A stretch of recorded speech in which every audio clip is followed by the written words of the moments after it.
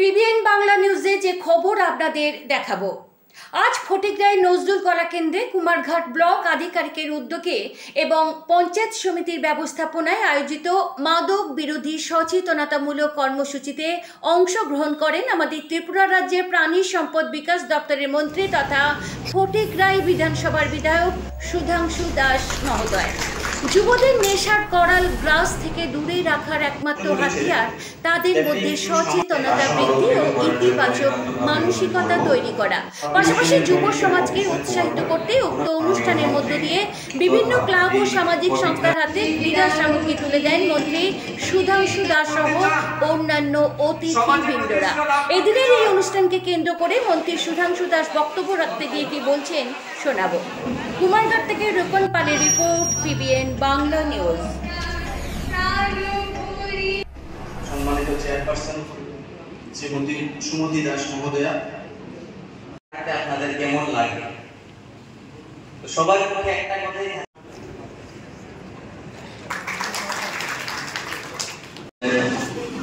Social activist Kumar Das মহোদয় SDMO শুরু করতে যাচ্ছি। আমাদের মধ্যে উপস্থিত হয়েছে ত্রিপুরা সরকারের মাননীয় মন্ত্রী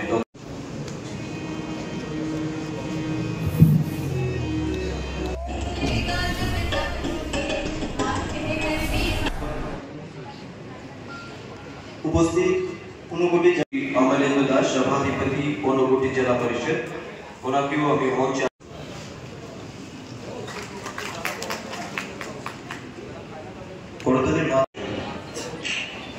যারা পেছনে বসে রয়েছে আপনাদেরকে আমাদের মস্তিষ্কের উপর সরাসরি প্রভাব ফেলে। এই যে মাদক দ্রব্যের কুপ্রভাব,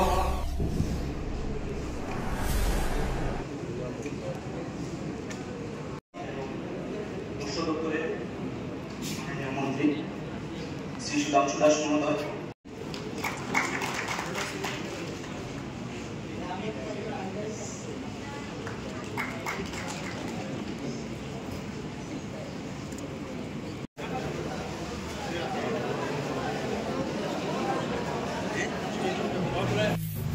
ঘুম থেকে উঠে প্রশ্ন করুন, আপনি কে?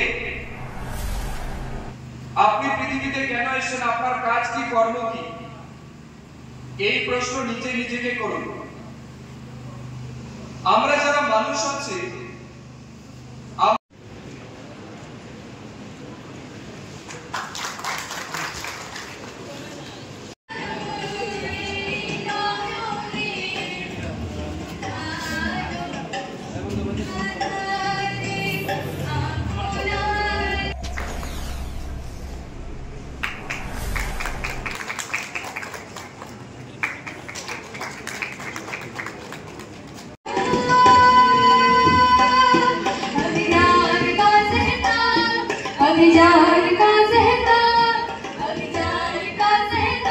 पिलाया गया है, ठीक है? যাবে খাই এমন না, আমাকে খাওয়ানো হয়েছে। তো আসলে আমরা জানি মদ কোন কোন পরিস্থিতিতে খাওয়া হয়। আপনাদের সামনে কিছু উদাহরণ থাকলে বলতে পারেন, তবু আমি শেয়ার করছি, দেখুন আপনাদের সাথে মিলে কিনা। প্রথমত বন্ধু বান্ধবের বার্থডেতে খাওয়া হয়, বিয়ে বাড়িতে খাওয়া হয়, যে কোনো পূজা অনুষ্ঠানে খাওয়া হয়, বিশেষ কোনো সাংস্কৃতিক অনুষ্ঠানেও খাওয়া হয়, শ্রাদ্ধ বাড়িতেও খাওয়া হয়, মানুষকে কাষ্ট করতে গিয়েও খাওয়া হয়, ঠিক আছে, মৃত দেহকে সৎকার করতে গিয়েও খাওয়া হয়, তারপর বাজার থেকে বাজার করার ফেরার পথেও খাওয়া হয়, ঠিক আছে? এগুলি এই ইনগ্রেডিয়েন্টস গুলি, ঠিক আছে? তারপর খুব বেশি আনন্দিত হলেও খাওয়া হয়, জীবনে কিছু অ্যাচিভমেন্ট হলে খাওয়া হয়, কারোর কাছে বেশি পয়সা আসলেও খায়, খুব বেশি দুঃখ হলেও খায়, বউ ছেড়ে চলে গেছে বা প্রেমিকা ছেড়ে চলে গেছে তার জন্যও খায়। তো মদ খাওয়ার কিন্তু অনেকগুলি রিজন, ঠিক না? একজন বলছে একদিন রাত্রিবেলা এক ভদ্র মহিলা তার হাজবেন্ড প্রত্যেকদিন মদ খেয়ে বাড়ি ফিরে। তো মহিলা একদিন দরজা বন্ধ করেছে, সে যে এসে ডাকছে, সে কিন্তু শুনতে পাচ্ছে ঠিকই, কিন্তু দরজা খুলছে। অনেকক্ষণ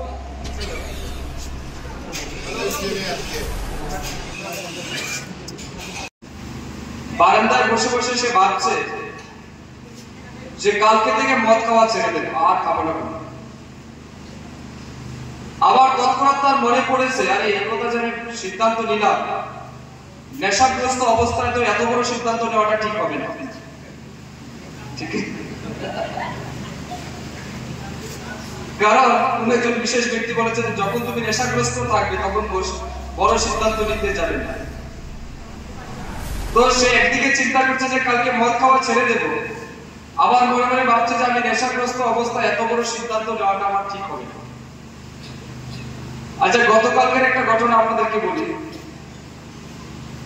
গতকালকে আমাদের ফটিকরাই প্রধান ম্যাডাম ওনার বাড়িতে ওনার শ্বশুর মশাই শ্রাদ্ধ অনুষ্ঠান ছিল, সেই উপলক্ষে রাত্রিবেলা কীর্তন ছিল। তো আমি তাদের সেই অনুষ্ঠান অ্যাটেন্ড করেছি। তো পরবর্তী সময় যখন খেতে বসেছি, তো একটা লোক আমাকে বলছে, মানে বিভিন্ন বিষয় নিয়ে আলোচনা হচ্ছে। তো কীর্তন নিয়ে আলোচনা হচ্ছে, কে ভালো গান করে, কে খারাপ গান করে, এসব বিভিন্ন বিষয় নিয়ে চর্চা চলছে।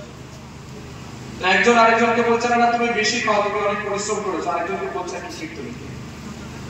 আমি তখন বলেছি যে না, কীর্তনীকে আজকালকে ওই ভাত খাইয়ে বা ভালো তরকারি রান্না করে খাওয়ালে কিন্তু তারা খুশি হয়, কীর্তনীকে মদ দিলে তারা খুশি হয়।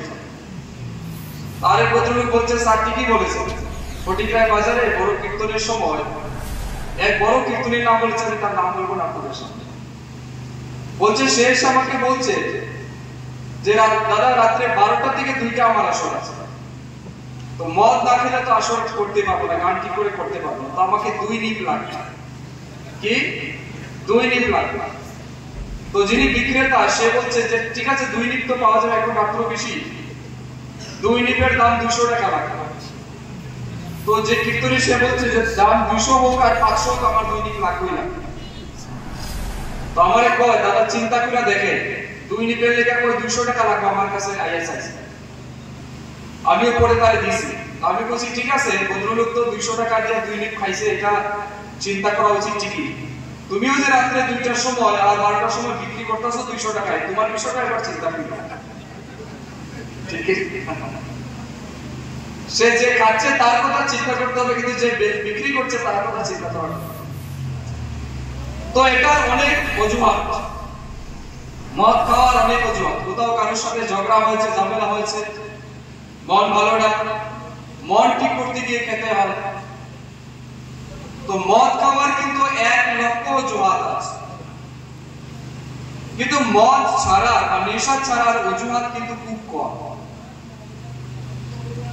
3 গুণ। গুণ কি কি? প্রথম গুণ হচ্ছে সত্যগুণ, দ্বিতীয়টা হচ্ছে রজগুণ, আর তৃতীয়টা হচ্ছে তমগুণ। এই 3 গুণে কিন্তু মানুষ আমরা আবদ্ধ বা আমাদের জীবন পরিচালিত। সত্যগুণ মানে কি? সত্যগুণ হচ্ছে সে সর্বদা সত্যের পথে চলে, সৎ আচরণ করে, সদাচার করে, সত্যের পথের অনুসারী, সত্য কথা বলে, সৎ ভাবনা রাখে, সৎ চরিত্রবান এবং সর্বদাই মানুষের জন্য সুচিন্তক বা ভালো চিন্তা। এটা হচ্ছে সত্য গুণের অধিকারী। রজগুণ কি? রজগুণ মানে সেটা অত্যন্ত চঞ্চল, সে সর্বদা চঞ্চল, তার স্থিরতা নেই। সে সারাদিন ঘুম থেকে উঠে চিন্তা করছে আমি কি করে খাবো, আমার কি হবে, আমার পরিবারের কি হবে, আমার ভবিষ্যৎ কি হবে, এইসব নিয়ে সারাক্ষণ চিন্তা করছে।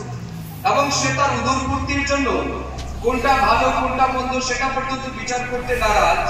সে শুধু তার উদরপূর্তি বা নিজের আনন্দ ফুর্তির জন্য, নিজের খাওয়ার জন্য সারাক্ষণ ব্যস্ত, এবং কিছুতেই কিন্তু তার মনে স্থিরতা নেই, চঞ্চল মতি, সেটাকে আমরা বলছি রজগুণ। তমগুণ মানে কি? তম বা তমসা শব্দের অর্থ হচ্ছে অন্ধকার। এবারে যারা তমগুণের অধিকারী তারা নিজের জীবনকে অন্ধকারের দিকে ফেলে দিয়েছে। সে তার নিজের জীবনকে নিজেকে একজন পরাজিত সৈনিক হিসেবে ধরে নিয়েছে, যে না আমার দ্বারা কিছু হবে না, আমি কিছু করতে পারবো না, আমার দ্বারা সম্ভব না। সে দেখবেন সারাদিন অলসের মতো পড়ে রয়েছে। তাকে কিছু একটা কাজের কথা বলুন, বলবে না আমার দ্বারা সম্ভব না, আমি এটা পারবো না। তাকে বলুন যে ওই কাজটা করলে তোমার জীবন মঙ্গল হবে, বলবে না এটা আমি পারবো না। অর্থাৎ সবকিছুতে সে না বলবে, নেগেটিভ বলবে এবং সে অলস প্রকৃতির হয়ে পড়ে থাকে। দিনের বেলা যখন সবাই কর্ম করে দেখেন সে সারাদিন ঘুমিয়ে আছে, রাত্রিবেলা যখন ঘুমানোর কথা তখন সে মদমত্ত অবস্থায় রাস্তায় পড়ে আছে, ঠিক না? তো এটা হচ্ছে তমগুণ।